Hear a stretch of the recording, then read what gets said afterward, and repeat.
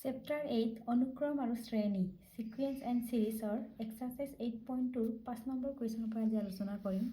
কি কৈছে কুৱেশ্যনটো 2,2 √2, 4 ... অনুক্ৰমটো কোনটো পদ 128 হ'ব। এতিয়া চোৱা কেনেকৈ কৰিম আমি। প্ৰথমে আমাৰ কি আছে প্ৰথম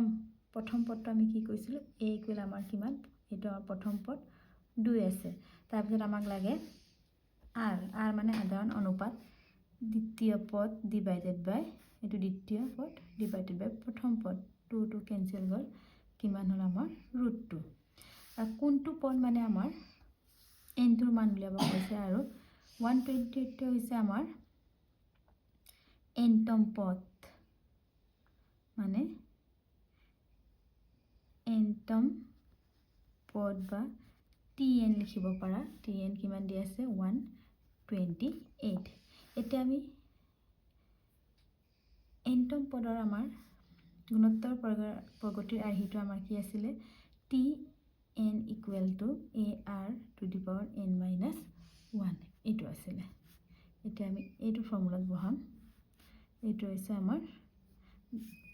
জেনেৰেল টাৰ্ম অফ গুণোত্তৰ প্ৰগতি সাধাৰণ আৰ্হিৰ গুণোত্তৰ প্ৰগতিটো। এতিয়া কি জানো আমি tn equal to ar to the power n minus 1 এটা tn এর ভ্যালু কিমান দি আছে আমার 128 বা কবাত an লিখা হয় একে কথা আর এর মান আমার 2 আর এর মান কি আছে আমার √2 n এর ভ্যালু আমার উলিয়াবলৈ কৈছে n minus 1 আকৌ এটা 128 2 তে ফেলে আহিলে ডিভাইড হল আকৌ √2 n minus 1 কিমান হবে এটা আমার 2 এর ক্যান্সেল করলে 64 কিমান হল আমার 64 এটা আমি n এর মান উলিয়াব লাগে n টো আমার পাওয়ার হিসাবে আছে যেটা আমি কি কৰিম এই বেসটো আমি এই লেফট হ্যান্ড সাইডটো ইকুয়াল কৰিব যাম এটা 60 এতিয়া আমাৰ কিমান বলে 64 equal to √2 the power n minus 1 এতিয়া চোৱা ইয়াৰ আমাৰ পাওয়াৰ n টো আমাৰ পাওয়ার হিসাবে আছে তেনেহলে আমি বেস কিমান আছে √2 ইয়াতো আমি বেসটো আমি ভূমিটো একে কৰিব যাব লাগিব এতিয়া 2 টো আমাৰ 6 বাৰ ইনটু কৰিলে আমাৰ 64 পাও তেনেহলে 2 two the power 6 equal to 64 কিন্তু √2 ইনটু √2 আকৌ আমাৰ 2 হ'ব তেনেহলে আমাৰ √2 কিমান হ'বগে আমাৰ 6 এর ডাবল হ'বগে কিমান হ'ব √2 12 √2 12 টাইম ইনটু কৰিলে আমাৰ কি হয় 64 তেনে √2 n minus 1 এতিয়া চোৱা ইয়াত আমাৰ বেস ইকুৱেল হলে আমাৰ পাওয়াৰটো আমাৰ ইকুৱেল হয় এটা কিমান হ'ব আমাৰ 12 equal to n minus 1 then n equal to 12 n minus 1 ফালে আহিলে আমাৰ প্লাস হল তেনেহলে n equal কিমান পালে আমি 13 গেল আমাৰ কিমান হল 13 এতিয়া নেক্সট প্ৰশ্নটো চোৱা এতিয়া নেক্সট p টো চোৱা √3, 3 √3 3, √3 অনুক্ৰমৰ কোনটো পদ 729 হ'ব এতিয়া চোৱা সলিউশনটো আমাৰ অনুক্ৰমটো কোনটো আমাৰ কিমান আছে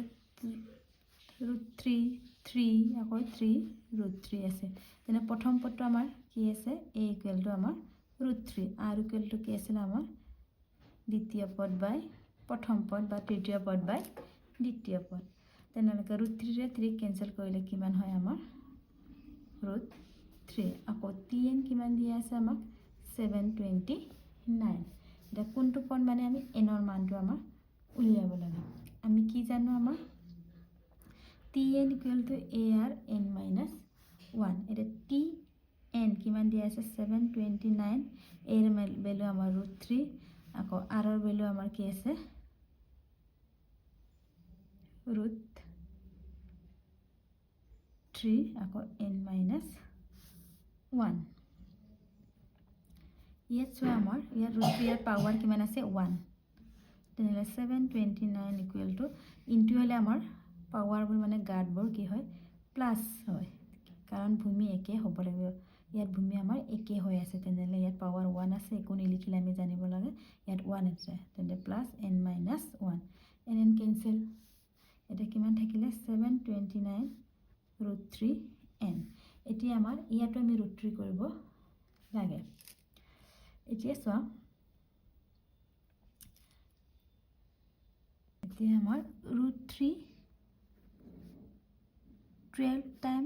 ইনটু কৰিলে আমি 729 পাওঁ তোমালোকে ইনটু কৰি চাবা তেনেহ'লে আমাৰ বেছ ইকুৱেল হ'ল তেনেহ'লে n ইকুৱেল আমাৰ কিমান পালোঁ n ইকুৱেল 12 কিমান পালোঁ আমি n ইকুৱেল 12 এইটোৱে আমাৰ এনচাৰ এতিয়া নেক্সট প্ৰশ্নটো চাওঁ চি কি আছে আমাৰ 5 নম্বৰ চিটো 1/3, 1/9, 1/27 অনুক্ৰম কোনটো পদ 1/19683 হ'ব এতিয়া চোৱা সলিউশন আমাৰ অনুক্ৰমটো আছে 1/3, 1/9, 1/27 ডট ডট ইয়াত চোৱা a ইকুৱেল আমাৰ প্ৰথম পদ কি আছে 1/3 r ইকুৱেল কি আছে আমাৰ দ্বিতীয় পদ ডিভাইডেড বাই প্ৰথম পদ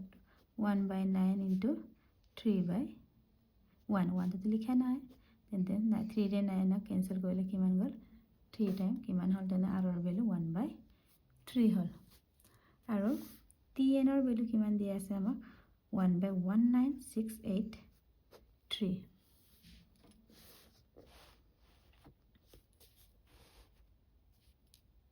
তাৰপিছত আমাৰ কি আছিল আমাৰ জেনেৰেল টাৰ্মটো tn equal to ar to the power n minus 1 tn ৰ ভ্যালু আমাৰ 1/19683 আকৌ a ৰ ভ্যালু আমাৰ 1/3 r ৰ ভ্যালু আমাৰ 1/3 মাইনাছ 1 তেনেহ'লে 1/19683 ইয়াত আমি কি আছে বেছটো চা 1/3 1/3 একে আছে ইয়াত পাৱাৰ আমাৰ 1 আছে তেনেহ'লে কিমান থাকিলে ইনটু হ'লে আমাৰ বেছ একে হ'লে কি হ'ব পাৱাৰবোৰ প্লাছ হয় ইয়াত 1 আছে ইয়াত n মাইনাছ 1 n 1 কেনসেল গ'ল 1 কেনসেল গ'ল এটা আমি কিমান পালো 1/19683 1/3 টু দি পাৱাৰ n এতিয়া চোৱা ইয়াতো আমাৰ 1/3 আছে তেন্তে এইটো আমি 1/3 কৰিব লাগিব তেতিয়া চোৱা 1/3 to the power 9 কৰিলে আমাৰ 1/3 1 টো আমাৰ 100 বাৰ কি 1000 বাৰ ইনটু কৰিলে আমাৰ 1 এ হ'ব আকৌ 3 to the power 9 equal to কিমান হয় আমাৰ 19683 এটা বেছ আমাৰ ইকুৱেল হ'ল তেতিয়ালে আমাৰ পাৱাৰ ইকুৱেল হ'ব ঘাতবোৰ n ইকুৱেল তেনেলে কিমান হ'ব আমাৰ 9 এটো আমাৰ এনসাৰ The next প্ৰশ্নটো চাওঁ কি কৈছে আমাৰ 6 নম্বৰটো -2/7, x - 7/2 গুণোত্তৰ প্ৰগতিত থাকিলে কি কৈছে x ৰ মান উলিয়া the solution এতিয়া চোৱা মই তোমালোকক আগতে ইন্ট্ৰডাকশন পাৰ্টত দিছিলো গুণোত্তৰ মাধ্যম প্ৰগতিত থাকিলে আমাৰ কি আছিলে g = √ab yes চোৱা মানে ইয়াত ab আমাৰ দুটা যিকোনো সংখ্যা আৰু ইয়াৰ আমাৰ গুণোত্তৰ প্ৰগতিটো যেনিবা g তেতিয়ালে কি হ'ব g √ab বুলি কৈছিলে তে g ঠাইত যেনিবা আমাৰ x আছে a ঠাইত কি আছে -2/7 আৰু b ঠাইত আমাৰ আছে -7/2 তেনেহ'লে কি হ'ব -2/7 x, -7/2 গুণোত্তৰ প্ৰগতিত থাকিব যদি x = √ab তোমালোকে প্লাছ মাইনাছ আমি দিব পাৰোঁ প্লাছ মাইনাছ এৰ ভেলু আমাৰ -2/7 ইনটু